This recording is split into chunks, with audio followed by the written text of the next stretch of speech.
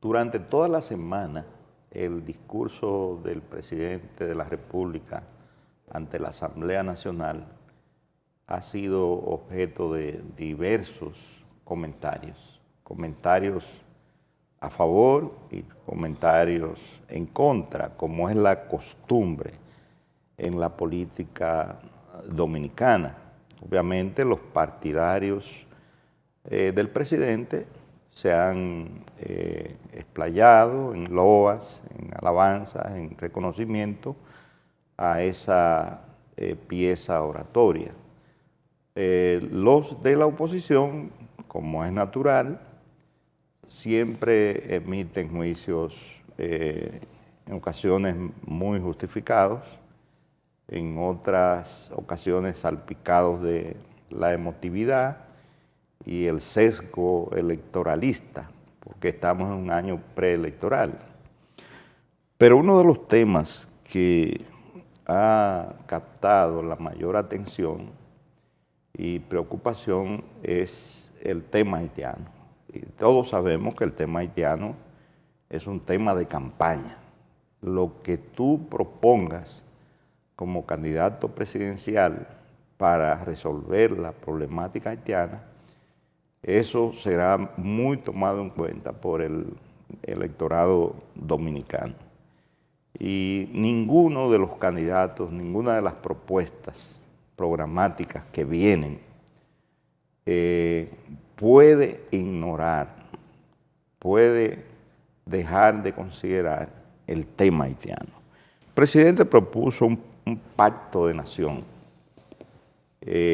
alrededor del tema haitiano, donde los partidos políticos pongan de lado sus diferencias partidarias y se adopte una postura de consenso, una postura que represente el sentir nacional. Y este tema quisiéramos comentarlo en este momento. Muy bien. Bueno, el discurso presidencial duró 2 horas 38 minutos.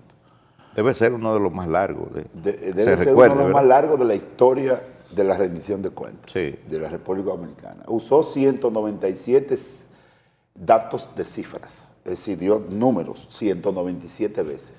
Es decir, que ese fue un discurso... Juan Bosch contaba hasta las palabras. Sí. ¿Cuántas palabras utilizó? No, Juan, eso, tipo Juan Bosch estoy haciendo, ¿no? La cuestión es que ese discurso, obviamente, como todo discurso de rendición de cuentas, tiene sus controversias, tiene sus bemoles, pero en el caso específico de la propuesta del presidente, con relación al tema del pacto migratorio, vamos a decir así, bueno, se dio efectivamente la primera reunión en esta semana. Participaron 27 partidos políticos y agrupaciones políticas. ¿Quiénes no participaron? Bueno, no participaron por diferentes motivos el PLD y el PRD, nada más. Pero después... ¿La FUPU participó? Participó sí, como observadora. Ya. O sea, fue el representante de la Fuerza del Pueblo, Manolo Pichardo, en ese encuentro dijo que ellos estaban participando como observadores, solamente para escuchar. Parece que ellos ahí. La cuestión es que ese encuentro va a servir, porque eso está en desarrollo todavía, eso es un acontecimiento que todavía falta definir algunos aspectos, se formaron unas comisiones, pero la realidad es que eso pone en el tapete la necesidad de que todo el mundo, lo que usan y lo que tienen reconocimiento social, se involucre en una solución de largo plazo al problema de la migración haitiana. Yo creo que ahí faltó, además, un papel protagónico, creo yo, desde mi punto de vista, ustedes me corregirán. Aparte de los partidos políticos, para que no lo politicen el tema, también ahí debió participar de manera activa el alto empresariado dominicano. ¿Y la iglesia participó? La iglesia sí mandó representantes. Digo, las iglesias. Sí, diversas iglesias participaron. Pero, ¿por qué yo digo los empresarios? Porque ¿quiénes son los que Son los empleadores. Son los empleadores, los ilegales, etcétera, etcétera. Que tienen el 80% de la mano de obra haitiana, sobre todo a nivel agropecuario y a nivel del sector construcción. Como decía Lee, yo corroboro esa visión de que los empresarios deben ser parte de los arreglos. Yo quiero destacar que a propósito del pacto, hubo alguien que no participó y que está hablando de lo que aquí no hace falta acuerdo, que lo que hace falta son pantalones. ¿Y qué es lo que quiere? Que salgan con metralleta a enfrentar este problema. Yo me imagino que lo que él quiso decir, Firpo, fue como que el problema del abordaje del tema haitiano se necesita valor. Digo yo, interpretando lo que él les quiere decir. Ese era su tema y se le han quitado. Pero entonces el valor él tiene que demostrarlo participando, entonces, no es autoexcluyéndose. Por otro lado, pienso que el discurso tuvo elementos muy destacables y también hubo omisiones. Porque, por ejemplo, resaltar las inversiones oficiales hacia el noroeste y hacia el suroeste, yo creo que eso es muy interesante, que pone de manifiesto cómo dos regiones marginadas históricamente por la inversión pública y por la inversión privada están siendo colocadas en el ojo del huracán, y esto contribuirá a dinamizar aún más la economía. Eso, Firpo, tiene mucha importancia lo que tú estás señalando. Yo estuve en Montecristi no hace mucho, y los primeros sorprendidos e inclusive incrédulos son los mismos habitantes de la zona. O sea, después de décadas de abandono, de desinterés, de olvido de esas comunidades, ellos están observando unas iniciativas públicas y privadas que no la habían visto nunca. Y ya era una especie de profecía autocumplida el hecho de que esas regiones se autodenominaran y consideraran zonas abandonadas o zonas olvidadas por los gobiernos. Inclusive, después de este discurso, se resaltó que en el marco de la ley 2112 de incentivo fronterizo, más de 60 empresas se han establecido a lo largo del cordón de las 5 provincias fronterizas, aprovechando los incentivos y exenciones. ¿Y cuáles son las inversiones del gobierno allá en esa zona, más o menos? Bueno, hay una mezcla de inversiones públicas e inversiones privadas. Es una mezcla. Es digamos que las obras fundamentales del gobierno son de infraestructura, sobre todo. Como tiene que ser. Como tiene que ser. Lo que tiene que crear las condiciones para que el sector privado pueda invertir y crear una empleo. Planta a gas natural, hay un depósito de combustible, el puerto. En el caso de Manzanillo. En el caso de Manzanillo. Sí, pero eso aeropuerto para Pedernales. Eso es mucho el dinero. Proyecto turístico Pedernales. Eso implica muchos recursos. Sí, hay una mezcla de un mix, vamos a llamarle, de inversiones, tanto públicas como privadas.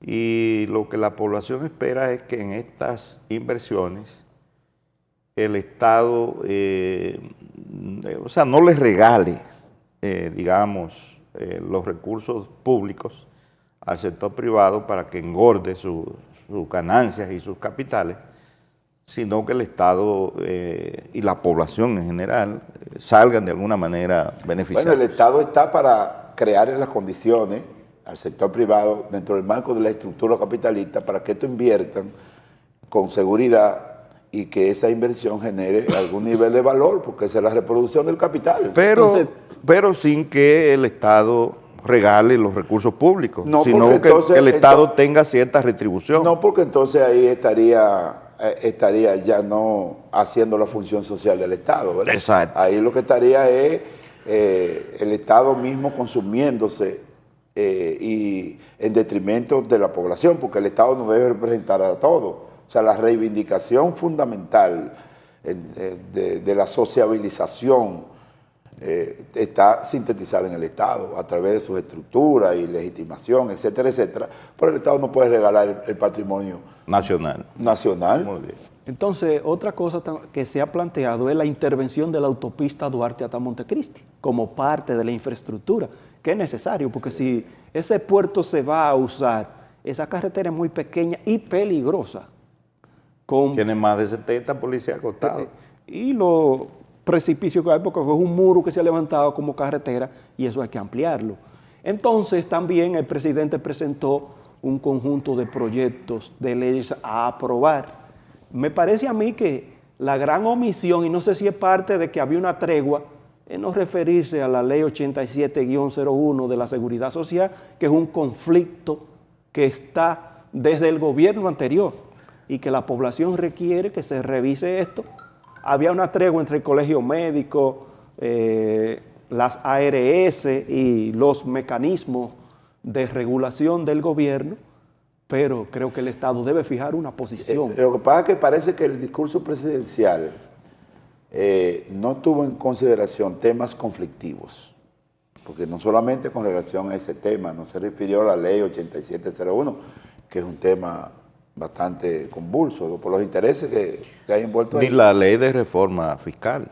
Exactamente, o sea, él es parece, otra de las omisiones. Eso es para el año próximo. Bueno, la misma 87, la ley de seguridad social, yo creo que no será antes de las elecciones. No, porque Porque además es que son temas muy espinosos. son temas bastante difíciles de tratar, porque al tratarlo ya se involucra. Tienen como diría Luis, como politólogo, un alto costo político. Por el conflicto que genera el tema. Exacto. Que el Y gobierno, el llamado al comité de salario para revisar el salario mínimo creo que es otra buena disposición. Sí, claro. Sí. Que eso es espinoso también. No, pero ahí hay niveles importantes de consenso, porque fíjate que el sector privado acepta como bueno y válido la propuesta de que hay que aumentar. O sea, nosotros aquí, bueno, en el programa anterior, Tratamos el tema salarial. tratamos el tema, básicamente Agustín lo trató muy genialmente, y todo el mundo está contento de que aquí hay que generar políticas para que se incrementen los salarios de la gente, porque con los salarios de la gente no es verdad que puede adquirir la canasta familiar. Exactamente. Eso no es verdad. Señores, también hay un tema internacional, lo de Lenín Moreno. Explícate Mira, eso, Luis. el tema de Lenín Moreno, que ayer el Congreso de Ecuador también Sí. decidió hacerle un juicio político a Guillermo Lasso también. Fíjate cómo suceden las cosas. En el caso de... Judicializar la política. Bueno, están por Pero eso. existe en el pero- entramado jurídico de Sí, Ecuador. o sea, eso se aprobó un juicio político a Guillermo Lasso por algunas razones que involucran al hijo de él. Fíjate que en el caso de Colombia se involucró un hijo de Petro y Petro reaccionó de una manera, no que lo investigue, yo no tengo que ver con eso, él es grande. Parece que recibió unos dineros para la campaña de Petro y Eso ese es lo dinero que no dice. fue a parar Eso es lo que dicen. a la campaña. En el caso específico de Lenín Moreno, recuerda que Lenín Moreno fue vicepresidente de Correa hasta el 2017, 2013 a 2017. Correa fue que lo llevó. Correa lo llevó como presidente y fue presidente hasta el año 2021, o sea, hasta hace un día de esto.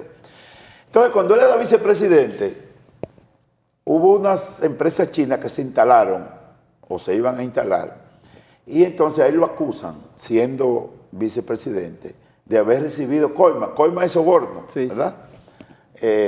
Por Suramérica. unos 17 millones de dólares de esa empresa china. Pero él y su familia. Él y su familia, no porque es la familia entera que está involucrada. Cosa que, según dice la fiscalía, no solamente involucró a su familia, sino que siguió haciendo negocio después que él fue presidente de la República también. Lo cual- Los chinos dieron coimas.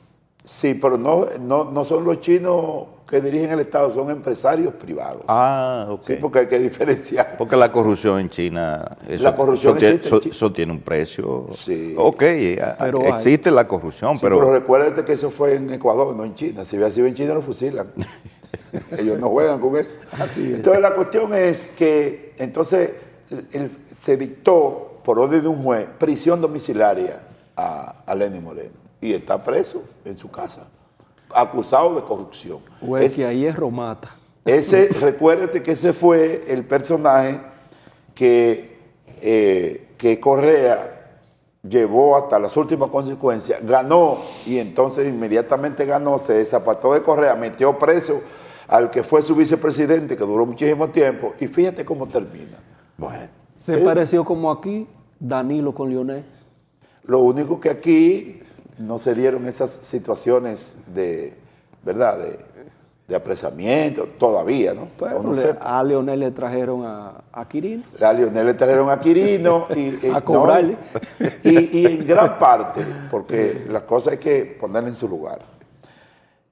En gran parte, lo que pueda tener de pecaminoso el liderazgo de Leonel, lo que pueda tener, en gran parte se lo debe a Danilo, porque desde 2012, Danilo Medina, cuando llegó al poder, su única función fue desacreditar a Leonel Fernández.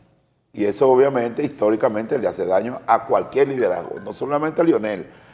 Pero la historia pone las cosas en su lugar, ¿dónde está Danilo ahora y dónde está Leonel? Fíjense cómo entonces finalmente sale a relucir lo que tiene que salir a relucir, ¿verdad? oigan esta frase del obispo auxiliar de Santiago, Monseñor Carlos Tomás Morel Diplán, refiriéndose a la policía y a la ciudadanía en general. Acerquémonos a Dios primero y luego a los humanos. Bueno, una versión religiosa divina de lo que es los problemas, es decir... O sea, aquí hay que armonizar entre la Policía Nacional y la población. Si esa es la idea, está correcta. Tiene que armonizarse, tiene que haber una cultura de paz. Y Philip. Sí, definitivamente hay que zanjar ese estado de irrespeto que existe entre los policías y la población civil. Es que la policía dominicana es muy ligera para dar trompa a un ciudadano y desde que tú incurres en el ejercicio de la violencia, tú estás provocando a otra persona. Aquí se está hablando mucho de reforma policial y se están haciendo muchos esfuerzos en esa dirección. Inclusive nuestro colega Radamés García González está muy involucrado en esto y ha hecho un trabajo encomiable. Pero no como debiera ser. Pero hay gente que está hablando de transformación, no de reforma. Bueno, pero las dos cosas son importantes.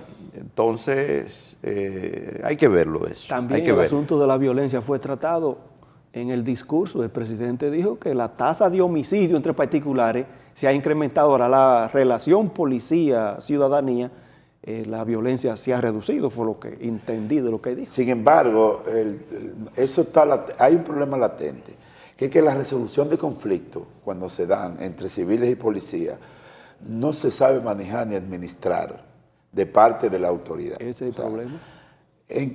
¿Cómo se relaciona el policía con el ciudadano? ¿Lo ve inferior, lo ve superior, lo ve igual? ¿Qué niveles de aplicabilidad está investido el policía para, de alguna manera, ejercer esa autoridad para imponer la ley? Parece que el tema educativo, formativo, se ha visto como una salida y por eso el énfasis que se está haciendo en el Instituto Superior de Formación Policial. Porque si no hay formación en el individuo que maneja la seguridad pública, él no va a saber actuar ante situaciones conflictivas, porque en la calle, ¿qué es lo que encuentran los policías? Hay que erradicar esa cultura de la violencia y del protagonismo. Claro, y además después que le enganchan un arma a un policía, cuando el policía, entonces el ego se eleva. Sí, cuando al el cielo. policía ve que su autoridad, entiéndase, la falta de respeto desde el punto de vista del imaginario policial es cuando alguien cuestiona algún ejercicio represivo de la policía. Entonces, la policía recurre al único método que conoce, que es el arma. Por eso es que mucha gente plantea que la policía, recuérdense que la policía es un ¿Cumplió años Firpo ahora?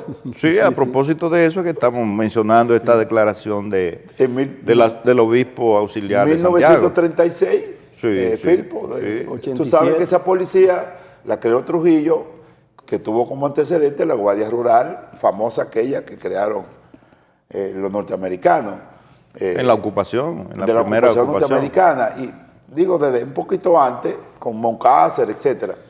Pero la verdad es que ese cuerpo, en términos históricos, ha tenido altas y bajas. Esa es la verdad. En estos momentos hay una clara voluntad política, entiendo yo, de cambio o de transformación en la policía. No importa. Lo importante es que hay una voluntad política por gerenciar una mejor policía y acercarla más a la ciudadanía. Claro, es un proceso. En ese proceso se van a dar muchísimas situaciones, como en efecto se están dando, porque la policía es una situación difícil. Creo que la esperanza es la formación de nuevos jóvenes en los cuerpos policiales orientados en esta cultura de paz y de resolución de conflictos que usted mencionaba hace un momento. Muy bien. Porque los que son viejos y anquilosados en el pasado, yo creo que eso tiene pocos remedios. Sí. Bueno, señores, vamos a una pausa y regresamos con otros temas de interés para todos.